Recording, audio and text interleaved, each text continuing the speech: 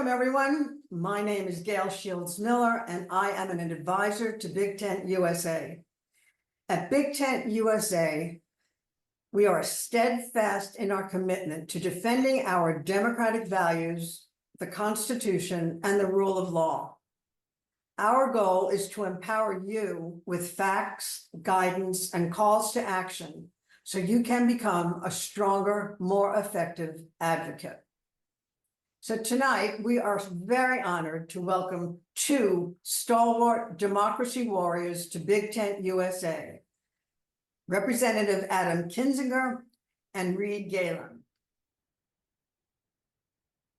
Adam Kinzinger served 6 terms in the United States House of Representatives from 2011 to 2022, where he represented Illinois' 16th Congressional District. Prior to being elected to Congress, Kinzinger served in the Air Force in both Operation Iraqi Freedom and Operation Enduring Freedom. Currently, he is a senior political commentator on CNN and founder of Country First, and is known for his unwavering commitment to defend democratic values and promote civic participation across America. Reed Galen is an independent political strategist and co-founder of the Lincoln Project. He now serves as the president of the Union, a nationwide coalition working to rebuild American democracy from the ground up. The Union brings together volunteers, organizers, and local leaders to support decent, competent candidates at every level of government. Under Reed's leadership, the Union is building the infrastructure needed to show up in all 50 states and strengthen civic engagement nationwide. So with that, I welcome Adam and Reed. Thank you both so much for coming to BigTent USA tonight. And Reed, I think you'll lead us off. No, and thank you, Gail. Thank you for everything that you have done for us and for BigTent, and to everybody who organized this as well, and everybody who's joined us. And Adam, welcome to the show. I hate, by the way, I hate being this giant head in the thing, but now you're going to say that. Yeah, I'm at a hotel, and like I can never get a good shot when I'm at a hotel. So forgive me, everybody. I have this giant head, but how's everybody doing? I hope everybody feels a little bit better after we're done here. But so Adam, let's just kick it off here. So we are 6-ish months in now to Trump. I don't know if it's 2.0, 3.0, wherever we are, whatever system failure we're in at this point. So give us a sense of how you think we're doing. Are we further behind than you thought we'd be? Are we in deeper kimchi than you thought we'd be? Where are we? Yeah, I mean, look, from a country perspective, we're in far deeper, crap, I'll say, than what I expected. I mean, look, we always suffered, I think, from a failure of imagination of what does authoritarianism look like, small steps, like how small steps compound into where you wake up one day and you're just like, holy cow, how do we get here? And I think we're already there. I mean, like, I was talking to some friends from France, actually, and they're like, if this would be happening in France by now, basically creating a deportation force the size of the Russian military, we'd already be having a revolution in the streets. And so there's a number of reasons why the United States, we can't compare to France, can't compare to Germany. But I do think we're in a bad trajectory.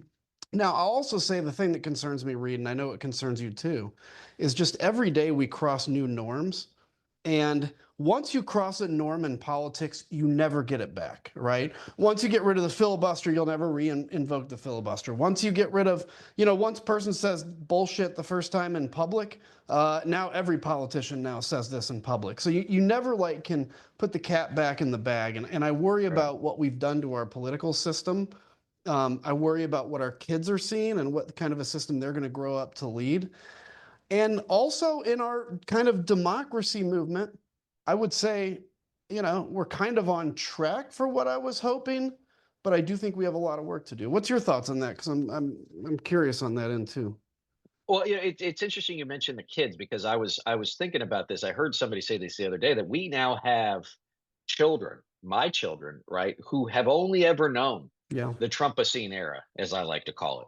They don't know. I mean, you think about when you're growing up and I growing up. I mean, most of my formative years, were Ronald Reagan was president, right? So like that is sort of something that imprinted, for better or worse, sort of my political childhood. And so I think that's one thing, is that I think a lot of our kids and our younger people, like Adam, I hate to say this, I don't think they're surprised, Right. right? Like this isn't new for them anymore. And so the idea of being shocked all day, every day, aside from being exhausting, I think a lot of them, look, there are a huge cohort of Americans, I think especially younger Americans, for whom there was 9/11, there was Hurricane Katrina, there was the great financial meltdown. We've had one thing after another. We've had Trump, and we've had COVID. So for them, right, life has been one just pond full of black swans. Mhm. And so I think that there's this level of sort of exhaustion, which is totally understandable. But I think you're right, which is I think that it's weird to say this. One of the things we have going for us is that the Trump people are incompetent. That if they had any idea of really how they wanted to operate, they'd be further along. And I know that sounds weird. It seems like they really rushed, Yeah. and then they sort of hit a wall and slowed down. But I do want to bring up something you said, and ask you about your former colleagues on Capitol Hill, which is the idea of Republicans voting for basically the creation or the recreation of ICE as what, like, the world's eighth largest like armed force in the world, ahead of like the Israeli military.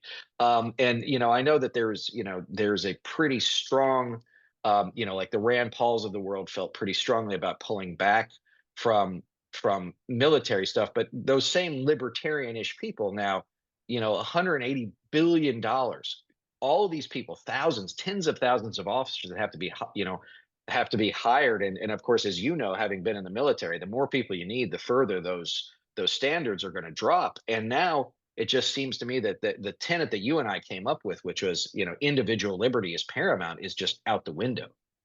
I mean, that's what it blows me away, Reed, because I remember at one point, I don't remember what almost shutdown it was when I was in Congress, but we almost shut down the government. Actually, I think one time we did shut down the government Right. over a difference of like $15 billion. And, I was always a moderate, and I remember kind of yelling at the right in the party, being like, really, you guys are going to shut down the government and cost more money than what we're at in the difference in this. And now, these same people, look, I can't stand Rand Paul, but I do give him credit for he actually really believes this stuff. And Right. but these same people are now, they have no problem. I mean, look, Don Bacon, who you and I like, right? He's not even running again. You Right. know, ever imagining voting for something like this, they never could. The fact that they're not calling for ICE to pull their masks down, I mean, this to me is one of the craziest things. When you see Russian paramilitary that go in and crack skulls in, whether it's in Georgia, whether it was in Ukraine before, the free government, anywhere you see it, they all wear masks. And they wear masks not to protect their identity and protect them from retribution. They wear masks because it allows them to have a feeling of power, because they can act behind anonymity. And the fact that my party, our party, who almost got rid of the Patriot Act because they believe it was too much of an infringement on private, on your privacy, is now going to build this massive deportation force. I don't get it, except that at some point over the last 10 years, and this is what people need to remember, it's been 10 years, as you just talked about. So there is no like good Republican left. There's, anybody that had a soul or was not willing to kind of crawl over broken glass on behalf of Donald Trump, they've been weeded out of the party. I mean, you can't exist. You simply could not have existed that long.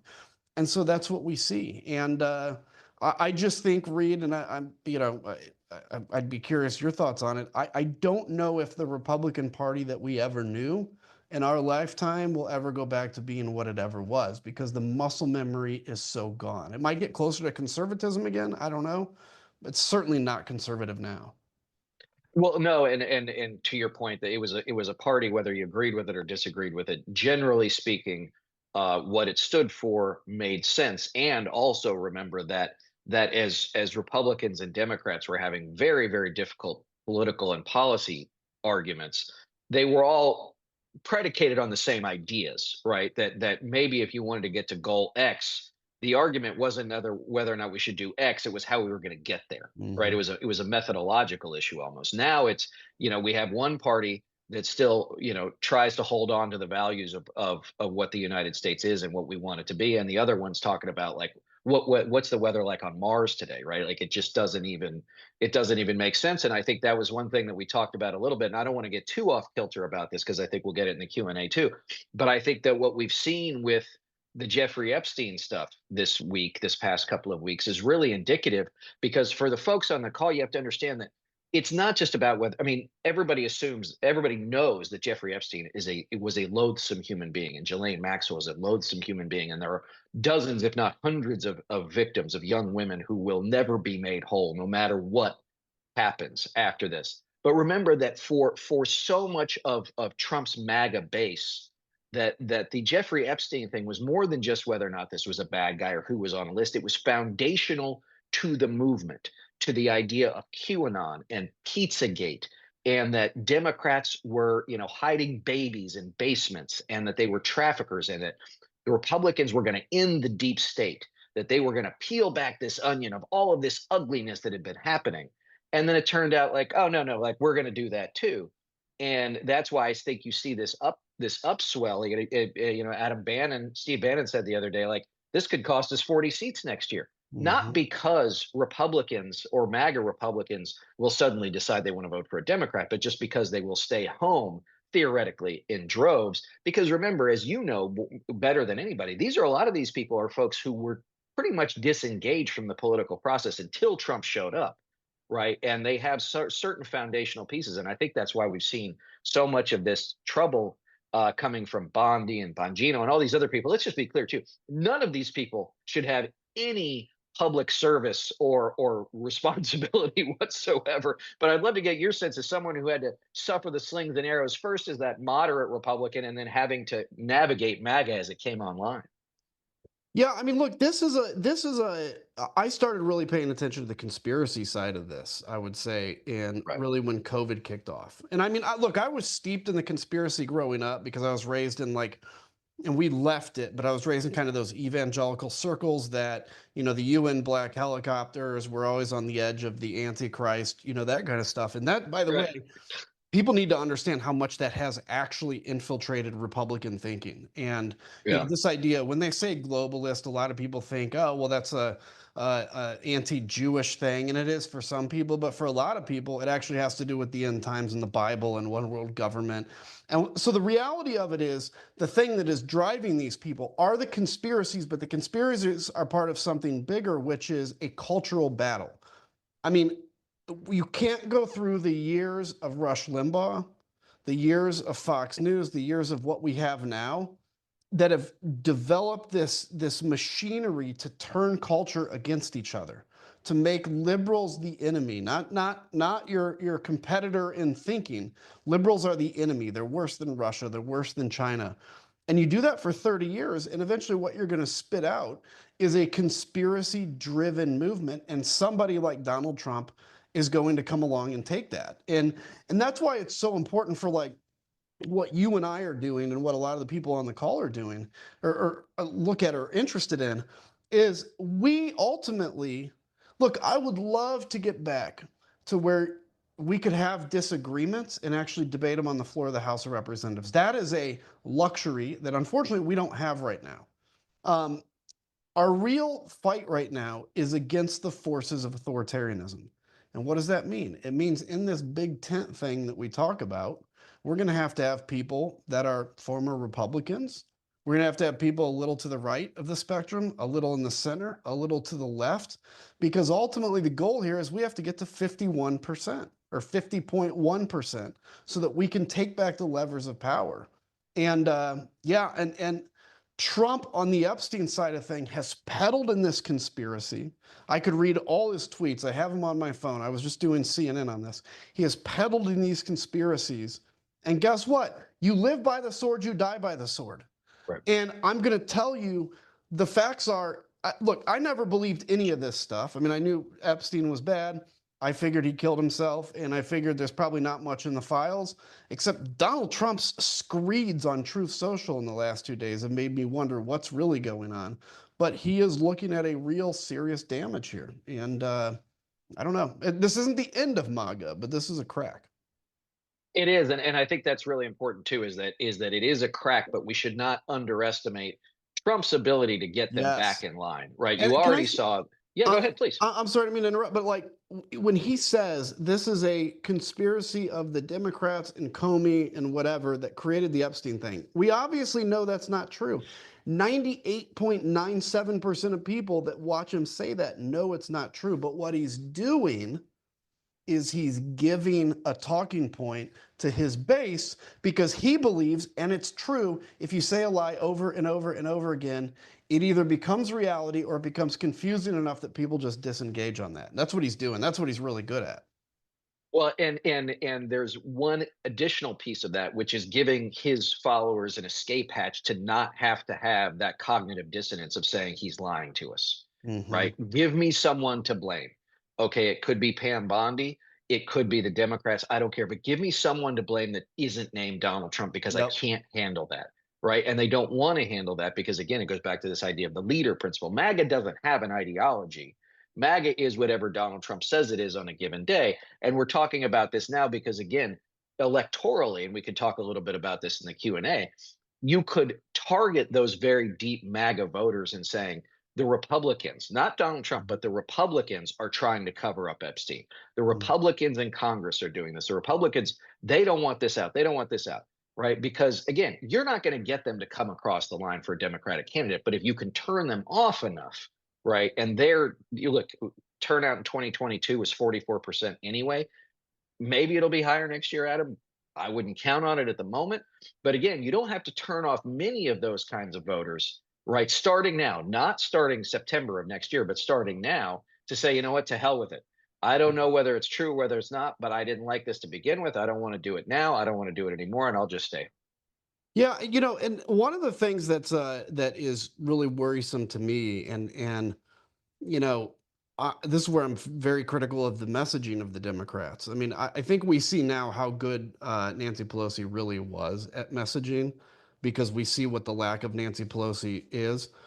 But one of the things that really struck me, so I was always a pro-union Republican, and I remember talking to the unions, and they would always say, our membership is 60% Democrat, but we have 40% Republicans, and we want to support you because you take pro-union positions, all this kind of stuff. So the Harris campaign calls me because they're desperate for me to go to Nevada and talk to union leaders because union leaders don't know how to talk to their Republican members because they're getting shouted out of the union halls now after they announced that the unions are supporting Harris. I spoke to the about 2 weeks ago to the Laborers International Union Midwest Council, and these are all the leaders of all the Midwest. And they were telling me that their membership now is 60 to 65% Republican. And they're saying, I don't know how much longer we can hold out endorsing Democrats before there's just a pure revolution in the unions. And this is what's concerned me is that we have lost that voter, right? We have lost the kind of white working class voter because I think this is where Trump's culture fights have actually done a good job of bringing them over because a lot of these voters, they want big government, but they also want their guns. They also drive trucks, right? They're a little more socially conservative. And that's where when we talk about this big tent, this is why it's going to be important for us to say, if we want to reach the working class voter or minorities, Democrats are losing minorities at a massive clip. Where are Democrats winning? College educated white people now. You're seeing this massive kind of political shift, this political realignment. But that's where we have to really focus is how do you reinvigorate minority communities, the white working class, the unions to say, look, Donald Trump is abusing you. This tax cut is not, all that did is suck revenue from you and give it to people that don't even notice they have a tax cut because they have an accountant that does all their work. And that's where I think the big fight is. No, and look, I actually just interviewed Dan Osborne from Nebraska yesterday. Yeah. In fact, that podcast will post on Monday. But he's the perfect example, right? And he actually takes us through, took me through during our conversation, the idea of being, in a union at a Kellogg's factory in Nebraska, being a union leader during COVID, 12-hour shifts, everybody's masked up 24/7. Kellogg's makes more money during COVID than they did in the previous years. And at the end of that, when everything starts to unwind again, right, the CEO gets a bonus, the board gets a bonus, the shareholders get bonuses, and the union leaders get a sit down from the bosses saying, by the way, we're cutting your wages, we're going to a two-tier system, your benefits are going away, right? And so Dan, stood up and said, not one more, not one damn step back. And I think that's the point is it's not enough to say, oh, these people are voting against their interests. They're not hearing another word. They're not hearing that countervailing message as you're talking about. And as you know, and as I know, like we have been out there, the first most important part is actually showing up. Yeah. Right. Like we are now as a movement and as Democrats, like we are literally on the beach. We have been pushed to the coasts. Right. And unless we start to make some headway back in these states, like the federal races matter. Yes, absolutely they do. But if we're not focused on those state and local races too, where, during the Obama presidency, the Republicans and Alec and all these other people just picked up these seats for pennies on the dollar. They've now gerrymandered them to within an inch of their lives. Like, guys, the work is going to be long and hard. But if we don't start it now, it's going to be that much more difficult 2, 3, 4, 5 years from now. And just last thing, and then I think Adam will take some questions, is as Kitty said before we started, and you intimated too, like it took us a long time to get here. Right. It's going to take us a long time to get out. That doesn't mean we should wait, right? Playing dead, playing possum is not the answer, right? There's a lot of work that can and should be done that I think we can talk about during Q&A. Let me Go ahead. well, no, go ahead, please continue, and then I'll. No, I'm done. Go ahead. So that's what I want to say to people is, because I'm even seeing in the chat a lot of what can we do, what can we do, what can we do. Look, you cannot save the country alone. Okay. Now that may offend you to hear that, but it also should be a huge relief, because this is not riding on your shoulders alone. Okay. It's riding on all of our shoulders. But it's like I remember at the end of a church service, they'd always say, many hands make light work, because they're trying to get you to take your chair and pile it up, right? And and so it's the same way in this pro-democracy circuit. So yes, call your member of Congress. Yes, write letters to the editor, engage in social media, go to these protests. By the way, I think the protests are very important, I'll just say, because as protests continue to grow, it sends a strong message. Demand, we need to get back to, it seems like, I feel like the Democrats have dropped the ball on this. We need to get back to demanding town halls from members of Congress and the Senate. And if they don't do them, protest their office until they do. Guys, I've been on the receiving end of that before. It sucks, and it's effective, because it's finally saying to them, look, you're accountable to us, not to Donald Trump. And then the other thing is, take that burden that you're carrying on your shoulders, that you're weighed down by, and drop it, right? Take some time off if you need to. I put out a picture the other day of my family and I. We were in El Salvador. That's where my wife is from. I didn't get put in jail. And yeah, you be careful about going back. Yeah, I know. I put out a picture and we're smiling, and in it. And a couple comments are like, how can you smile at a time like this? Like, dude, the best way to defeat these people is with a smile. It's with keeping your energy up, because the other side, it's like a shot of cocaine to them, chaos. It exhausts us. And if we don't take time for ourselves and take that burden off our shoulder and recognize that we're all in this together, we're going to get burned out, and they're going to be invigorated, and we're going to lose, right? How do we win? Right. Stay engaged, stay optimistic, take the burden off your shoulder, and recognize this is actually really fun. Did you guys ever think you'd be in a coalition with people that are center right? Or if you're on the center right, did you ever think you'd be in a coalition with people on the left? Nope. Have fun with it. It's really cool. Right. Well, as someone who lived and worked in California politics for many years, if you had told me last year that I would be knocking doors for Kamala Harris for president, I would not have believed you. But here we are. All right, Kitty, we'd love to take some questions. And Adam, thank you so much for your time, and we'll get going. Great. Oh gosh, you guys, we could listen to you all night. There's been a lot going on in the chat, and I really appreciate what you said, Adam, about taking a break. And I just want you to know that one of our attendees, Susan Gustafson, sorry, Susan, that she loved that picture. So BigTent really liked the smile. So thank you very much. There there's a lot of questions sort of about messaging and some of these issues. And there are two that sort of popped. And I think that you guys should pull the threads a little bit more about how the pro-democracy side, the Democrats, whatever we want to call the opposition, whatever we want to call ourselves, we should really focus on and keep hammering home. And one is the bill. And what do we call it? Reed, you and I were talking about this before. You're thinking like we call it the Republican murder bill, really hang it because obviously 2026 is hugely important to protecting democracy. So I'd love to have you guys first talk about how all of us on this call, not just our elected officials, talk about this bill and what do we need to be saying to people in our lives and online. And let's find our talking points that we can stick to. Well, what I'd say a couple of things. One is that a lot of this stuff, you don't have to editorialize on, and you don't have to use hyperbole. Just say, here's what it's going to do. Right. Like let's take rural hospitals. Right. I was in Eagle, Idaho about a couple of months ago, right after Adam and I did a thing together.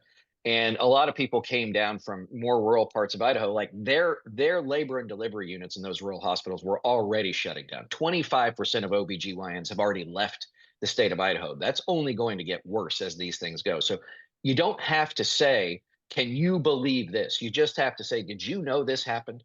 Did you know this happened? Because as Adam noted, going back to Rush Limbaugh, right, the right is in a very tight ideological and message-driven bubble, right?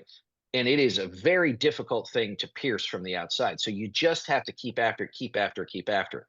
Then you have to walk and chew gum a little bit, right? Like it is okay to give different messages to different voters. So if you live in a rural area, say, by the way, your Republican member caused this hospital to shut down.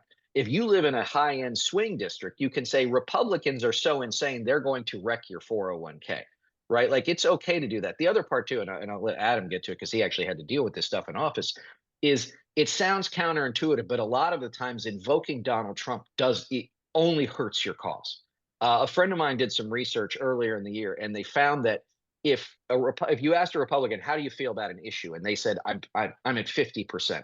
If you said Donald Trump agrees with this issue, it goes to 66. Now, maybe that number has eroded a little bit, but why give them that bonus when you add him to it, right? So if the Democratic Party's at 27% approval, all right, that's bad. The Republican Party's at 36. They're 9 points less unpopular. Nobody likes them either.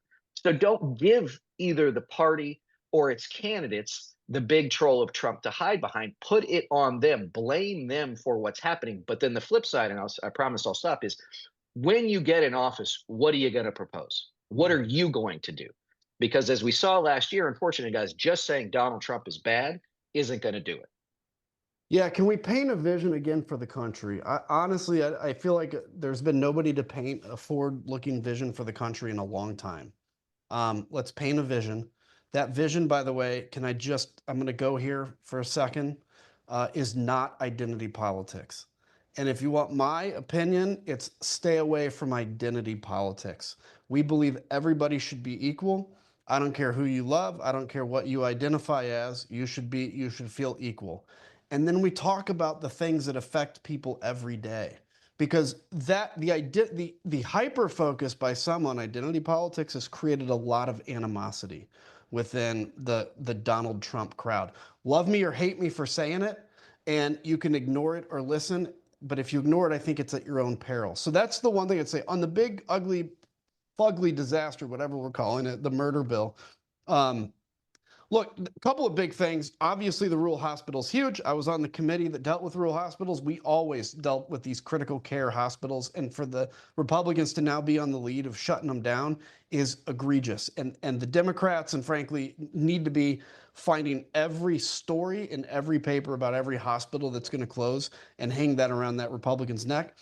Secondly, we need to play and I say this gently, a little class warfare here in that we have billionaires that are on stage at CPAC with chainsaws giggling about what they're cutting to the US government that is necessary while they're getting tax breaks by the Republicans. I get it, Elon and Musk and Trump had a falling out, but they didn't have a falling out because they disagreed on policy. They had a falling out because there are a couple of guys with egos. The billionaire class that is getting money from the poor and from the middle class. It is insane, and we need to equal that out. And I think you can do that without we don't want to turn people against other people, but also saying like there has to be fairness in this country, and we don't have it. Yeah, completely agree.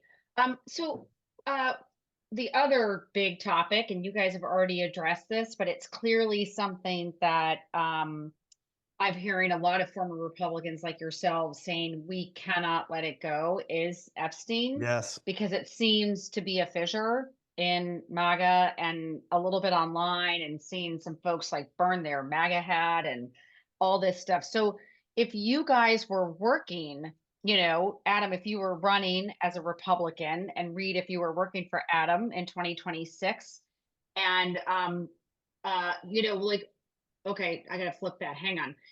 Adam, if you were running as a Democrat, sorry, in 2026, and Reed, you were working for him, like, how would you tell Adam to deal with the Epstein files? Like, what would you say to him in terms of messaging around this? Well, look, I'm a huge fan of, especially because you have Donald Trump as the immovable object in so much of this stuff. I like to put Republicans in what I call a box canyon. Make them decide where they want to go. Do they want to go with Donald Trump and say nothing, or do they want to go to the side of Jeffrey Epstein, the child predator? Make them make that choice. There's no good choice for them there, right? If you go towards Donald Trump and you're ignoring Epstein and all the things he did, right, then you're ignoring the child predator. If you're protecting Donald Trump, then you're also in favor of what a child predator did, and not ensuring that all the people who were involved in what he did don't get their comeuppance, don't get the awareness they need. Again, put them in a place where they don't want to be. And to Adam's point too, as he can attest, the one thing, guys, when you think, okay, the emails don't matter, the calls don't matter, if there's one thing a legislative office doesn't want, it's calls from constituents. Yeah. It's the last thing in the world they want. So keep that pressure on, because look, there are 435, well, I don't know how many members there actually are at the moment. There are 435 seats in the US House of Representatives. Not one of them, right, on the Republican side of the aisle has like 1/1000th of the backbone that Adam showed, right, in the last few years. These are fundamentally weak people. And they're weak people because they're scared to death of somebody like Donald Trump, where if they had stood together years ago, we wouldn't be here. Adam, I'll let you.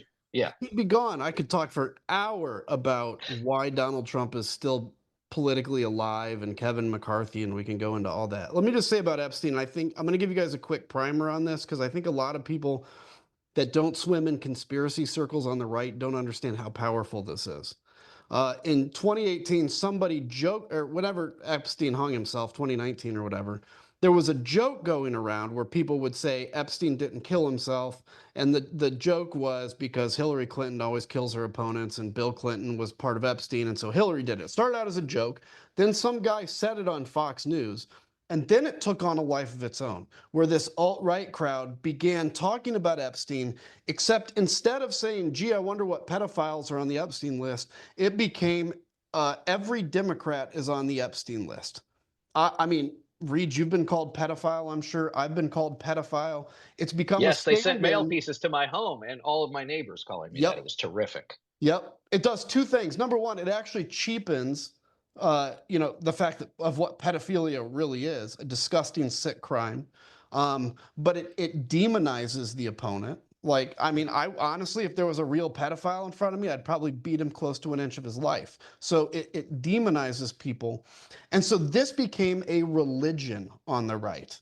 And this idea of exposing the Epstein files because all these Democrats are going to go down in flames because Epstein, of course, catered to Democrats, and they're all pedophiles. That was a religion, and then all of a sudden Trump comes in and says there's nothing there after saying there's something there and everything else. And it's created this huge fissure, as we talked about. So what would we do? I don't know if I was running for office in 2026 what I'd say, because I'd have to see at that point. What I think is important is that we continue to troll these people on social media. I hate to say it because I hate trolling, but I am trolling the crap out of them and keeping the Epstein thing alive because it angers them. And that's what we need to do, because this is very embarrassing for MAGA. The fact that, because there's only one of two possibilities, one of two. Either Donald Trump lied about what this is, and there's no conspiracy after saying it was, or else he's covering it up. It's one of the two. Take a pick. So, and just Kitty, one more thing, just to bring one more long-standing thread into all of this. The idea of calling your political opponents pedophiles comes from Russia. That's Yep. that's where that has been utilized more than anything throughout history, throughout recent political history. Anyway, is that if you can be the first person in an ugly race or to call your political opponent a pedophile, then you're on the winning side, such as it is. So that's one more thing to bring together in all this. I did not know that, Reed. So I appreciate that. All right, let's do a little like future forward and what we need to be doing in this moment and as we head into 2026 in the midterm. So, Reed, I'd like to start off with you and your work at the union, and I'd love to hear, what you're doing at the union, what it's all about, why you're doing this and not the Lincoln Project. So, just give us, a bit of an overview of your work right now. Sure. So I left the Lincoln Project about a year ago. We actually started the union under the LP brand about 3 years ago. And the reason why I took it with me is because, Rick and Stu and all, they're ad guys, right? Like grassroots work gives them hay fever, right? Like it's just not their thing. But I love being on the road. I love being down in the weeds, meeting everybody. And so for us, it's really a combination of three things, a lot of it based on what I saw last fall. First is there were so many people I talked to at the doors in Michigan, Pennsylvania, Wisconsin, wherever it was. Not only were they disinterested in what was happening in the race, but that didn't make them uninformed. I want to be very clear about that. They absolutely knew what their choices were. They weren't uninformed, but they were completely disconnected from from politics. But I felt like they were also disconnected just from civic life and civil life altogether. They didn't see any reason for it. So long as you could hide in this thing, right? Well, you can't see my phone, then it was really easy to just completely disconnect from everything else. And so the idea we have is step one is get people off their phones and off their couches, get people together. I know it sounds absolutely old fashioned as here we are, several hundred people talking on Zoom, but you will never convince me that having people together in person in 3 dimensions is not the best way to build connection. The second piece is, okay, now that we get these people together, let's identify some leaders, right? And we happen to do our leadership by both states and by congressional district in those states. Who can we find that can serve as leaders? Because we also have about 100+ partner organizations that we help out, either whether it's our mobilize links that we put on our website and we send call to action emails, or are we going to start doing what is part 3, which is recruiting candidates at these state and local levels. So in 2024, 71% of races in this country from top to bottom went unopposed. Either the Republican or the Democrat didn't have an opponent. But here's the scary part, guys. In 75% of those races, it was the Democrat that didn't put anybody up, right? Which is why when you look at the map, there's a giant splotch of red and then there's little blue dots, because we cannot afford to not be competing. Now, are a lot of these people going to lose? They are, but there's also something that happens if you can get, let's say, I know in Virginia, right? I think in both Virginia and New Jersey, every state house race is contested. That's great. Now, we're also testing a little bit of this stuff out in places like New Jersey and Virginia, where I just spent a lot of time, and in Pennsylvania. Do not sleep on Pennsylvania, guys. There are 3 Supreme Court retention races this coming November. And if those 3 judges get retained, then the liberal wing of the Pennsylvania Supreme Court, I believe, has a majority for like another 3 or 4 or 5 years. I'm not exactly sure. So I was just in Virginia, places like Suffolk County, in Blacksburg, talking to folks in Suffolk County. Obviously, it's outside Norfolk. A lot of veterans, a lot of folks worried about the VA, a lot of folks worried about Medicare and Medicaid. In Blacksburg, we were talking about education, which is in a lot of these rural areas. It's not just that hospitals are shutting down, but that the rural areas have been ignored from an educational perspective. And in New Jersey, there was a big concern, obviously not surprisingly, that there was a big shift rightward last year. It was Mickey Sherrill and a whole bunch of folks. I feel better about that. But so those are the kinds of things that we're doing. And Adam came to see, I live in Park City, Utah. Adam came to see me a couple of months ago. We sold the place out. So there's also a lot of this, just getting folks together again in person. And frankly, Kitty, giving people a little bit of hope. Like, it is not on us to drink from the fire hose all day, every day, right? As Adam noted, and getting people together. I'm glad you look, I went to the No Kings March in Salt Lake City. It was great to see everybody. But the next step is, okay, now that all of these people are together, what are we asking them to do next? Right. And I know that, like, I saw Indivisible have like their 5 calls tent set up. But again, it has to be, if we're going to continue to get thousands and thousands of people together, and I hope we do, we have to put those people to work. Yes, it's great that they show up on a Saturday. Okay, now what are you going to do? Right. And look, I get it. Not everybody is going to be completely immersed in this like we are all day, every day. I totally understand that. I'm not asking anybody. But if we can get 100 of those people to do one thing a week, or 50 of those people to do 2 things a week, all of a sudden this stuff starts to add up. And now what is unformed starts to become a real movement that is pushing forward. But the last thing I'll say is this is, as Adam noted, like, what is it we want? Right? Because I'll tell you this, it can't just be we want status quo ante bellum. We offered that. We offered that again and again and again. And the American people said it's not what we're looking for. What do we want the world to look like when Donald Trump is gone? He will be gone sooner than later. What is it that we want to build when he's gone? And until and unless we can start to articulate that, not just for people who are here at BigTent, but all of those people who couldn't go to the No Kings events because they're at work, as Adam noted, then it's just going to be a hill that's too hard to climb. I would say this, just to tack on. First off, follow me and read on Substack. If you don't, you're wrong, because we put out some really good stuff. So don't be wrong, okay? No, but look, we, there's a stat. I remember somebody that I knew, and I'm going to probably get the names of these groups wrong, but in the 1920s, people felt very disaffected from federal government. And so you actually saw grassroots movements rise up. You saw, I think that's when either Alcoholics Anonymous, Kiwanis, Rotary, groups like that. I don't know if it's specifically those, but a bunch of them popped up in that time because people felt disaffected and they basically looked in towards their community. And I think community is going to become cool again someday. They looked into their community and they created that, right? They created something because people are desperate for social interaction. So on Country First, country1st.com, we work a lot with the union. We partner up a lot. We're doing the same thing in terms of we have an academy. So people that want to run for office, we teach them what they need to do, because I get asked all the time, what do I need to do? And I can't necessarily answer that question, but we can put you through that.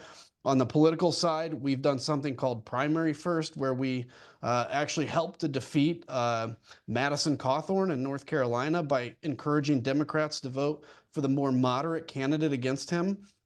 So we're trying to get people to turn out and vote in primaries where there's a candidate that's better than a Trump candidate, where a Democrat, for instance, has no chance of winning.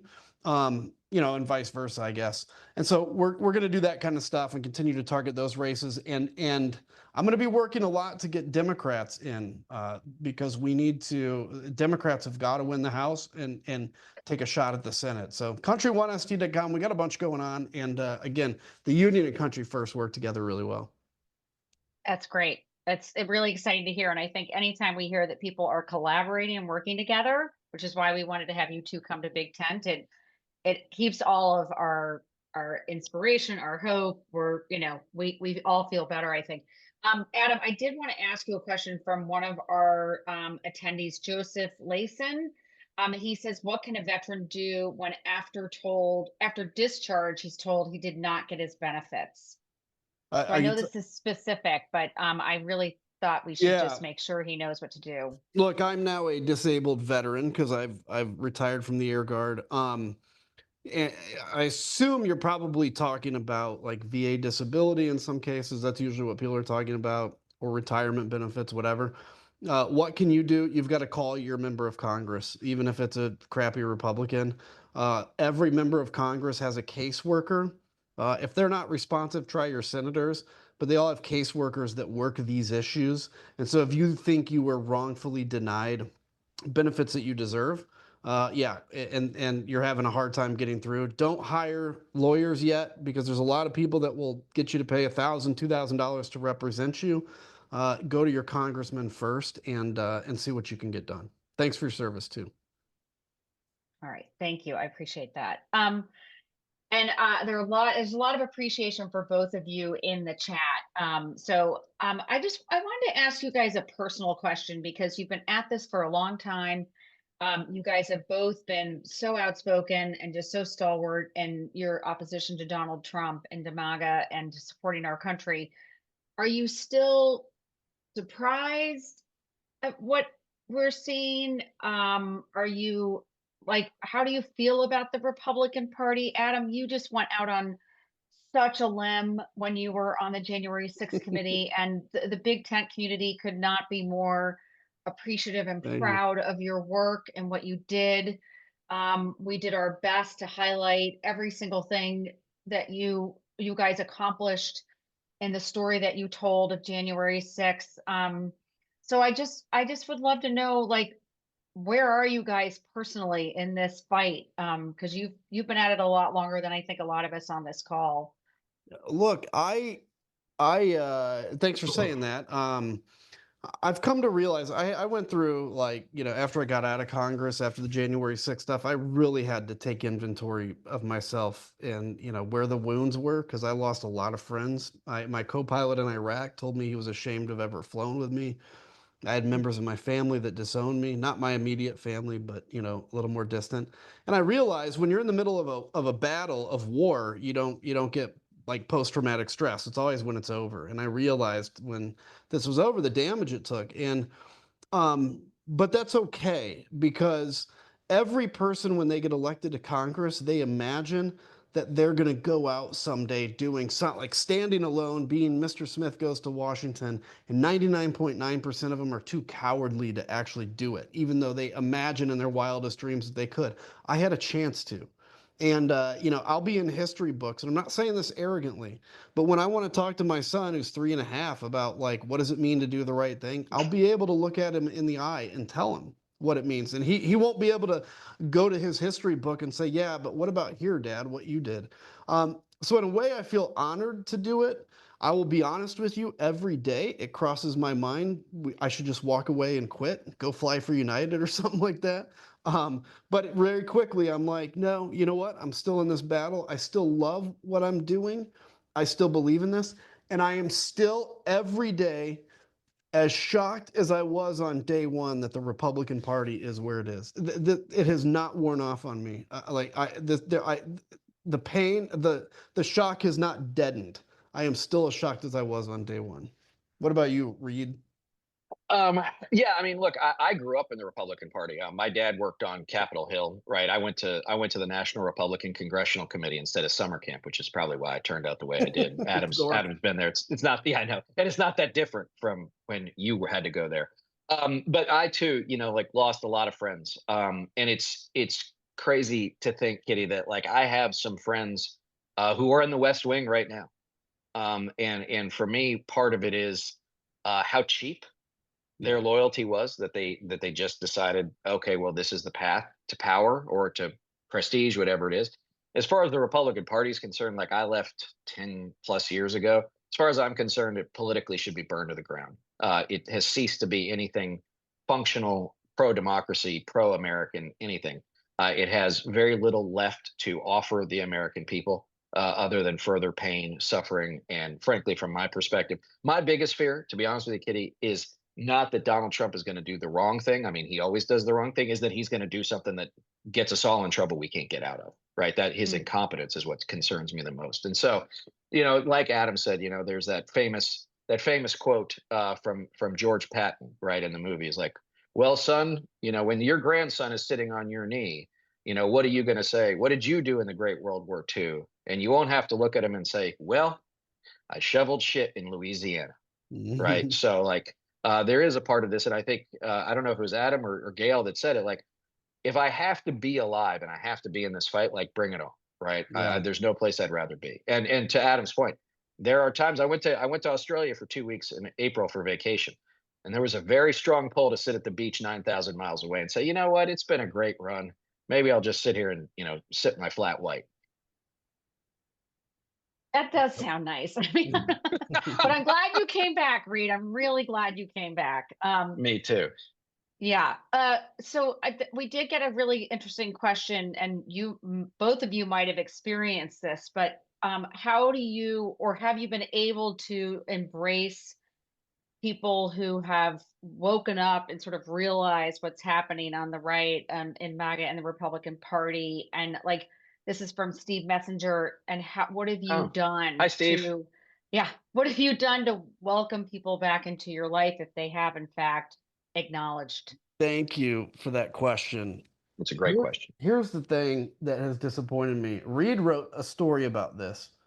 A lady named Pam Hemphill, who was arrested on January 6th, immediately regretted it, became very public about it. She actually proactively, her and one other person proactively turned down the pardons that they got from President Trump. So she is still a convicted felon. She wanted, and she worked for Harris, everything. She wanted to go speak at one of the No Kings rallies or something like that in Wyoming, where there's like 7 Democrats, by the way. She wanted to go speak at that, and the county chairman there told her she couldn't because there are some people, in essence, to paraphrase, that are unwilling to forgive her for having supported Donald Trump. Now, listen, I get furious talking about this. Donald Trump's superpower is if Reed and I tomorrow went on television and said we were wrong, Donald Trump is the best thing ever, we would be in the Oval Office in a day. He forgives anybody. Oh, yeah. That's what a cult leader does. Now, you can never cross him again, but he'll forgive you. If we're unwilling to do that, we'll never win this fight, ever. So there's a guy named Rich Logis who runs something called Leaving MAGA. Rich, terrific guy, very good guy. So if you want to go, it's leavingmaga.org, I think. Yeah. He had a radio show where he would rip on me and Reed every day, basically. And we were rhinos and trash. And then he woke up and now is helping people kind of come out of that cult. And so, yes, if somebody truly has changed and they realize it, man, welcome them. Because you're probably wrong about some things too. I'm probably wrong about some things too. I'm not supporting a cult, but still, we all have to have that grace. And particularly from the perspective of if we ever want to win this fight, you've got to have that grace just because of sheer numbers. Yeah, look, I agree. I mean, this is one of the hard things, guys, which is if we want to be the better people, then we have to be the bigger people. And I know that that is often entirely unsatisfying. I get it. 100% get it. But if someone has been, and it is under a spell, and it is 30 or 40 years, right? I mean, in Bucks County, Pennsylvania, like my team and I got chased around by a guy, right? Threatened to get his gun and all this other stuff. Like that didn't start 2 weeks before we showed up on his doorstep. That started 10 years ago. If that gentleman says, you know what, I can't believe that I did that, I'm sorry, I'm going to say, you're right, you were lied to, right? You were lied to. And I know it sounds like we're letting people off easy. There's a difference between forgiving and understanding that there is accountability. As with the woman that Adam mentioned, like she took accountability for her actions, right? What else is it that we want her to do? And if you're going to go and say, yes, let's do this, like we have to be, this organization is called BigTent. We must be a BigTent. We must have a wide door, right? And like I once heard this, I don't know where it was, like if you want to live on the moral mountain, that's great, but it gets lonely in a hurry. Right. And so from my perspective, I think that it doesn't mean that you have to forgive or even forget, but you do have to say, all right, yes, the darkness was too much. You're coming back to the light. We're happy to have you. Yeah, Pam Hempel wants to come to BigTent. We'd love to have her. I'll just say that right now.